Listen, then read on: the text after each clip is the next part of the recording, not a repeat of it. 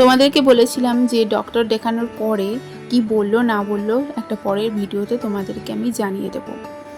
তো আগের একটা ভিডিওতে তোমাদেরকে আমি শেয়ার করেছিলাম যে আমার প্রেগনেন্সি সিমটমস কী ছিল কি না, সমস্ত কিছু ডিটেলস আমি তোমাদের সাথে শেয়ার করেছি। আর ডাক্তার 7 মান্থ চেক আপের পরে অনেক কিছু কথা বলেছে, আর আমাদেরও বেশ কিছু জিনিস জানার ছিল, তো সেই সব কিছু ডাক্তার আমাদেরকে বলে দিয়েছে ডিটেলসে।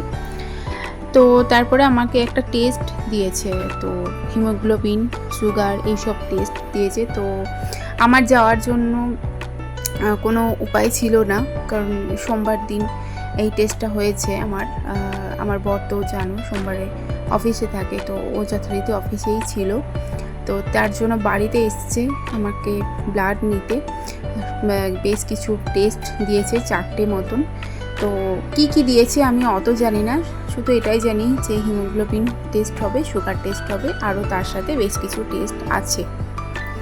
তো ডক্টর তো একদমই রেস্ট্রিক্ট দিয়ে দিয়েছে যে একদমই ভারী কোনো কাজ করা যাবে না, ঝুঁকে কোনো কাজ করা যাবে না। হ্যাঁ, তোমরা হয়তো বলবে এগুলোতে স্বাভাবিক, সব ডক্টরই বলে, কিন্তু না, আমার ব্যাপারটা একটু আলাদা।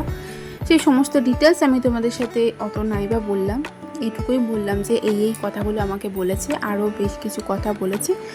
দেখো, সব কিছু তো আর সোশ্যাল মিডিয়াতে বলা যায় না, এমন কিছু পার্সোনাল কথা থাকে যেগুলো সোশ্যাল মিডিয়াতে বলার মতন না। ঠিক আছে, তো সকালবেলায় এখন মানে এই টাইমটা দুপুরে এসেছিলো, আর সকালে যখন এসেছিলো আমার আজকে এতটাই খারাপ লেগেছে। মিঠি যখন ঘুম থেকে উঠে দেখেছে যে আমার হাতে একটা স্টিকার মারা আছে, মানে যেখানে ব্লাড নিয়েছে সেখানে এই স্টিকারটা দিয়েছিল। তো এইটা দেখে মিঠি তো ভীষণ কান্নাকাটি করছিল, আমাকে জড়িয়ে ধরে কাঁদছিল।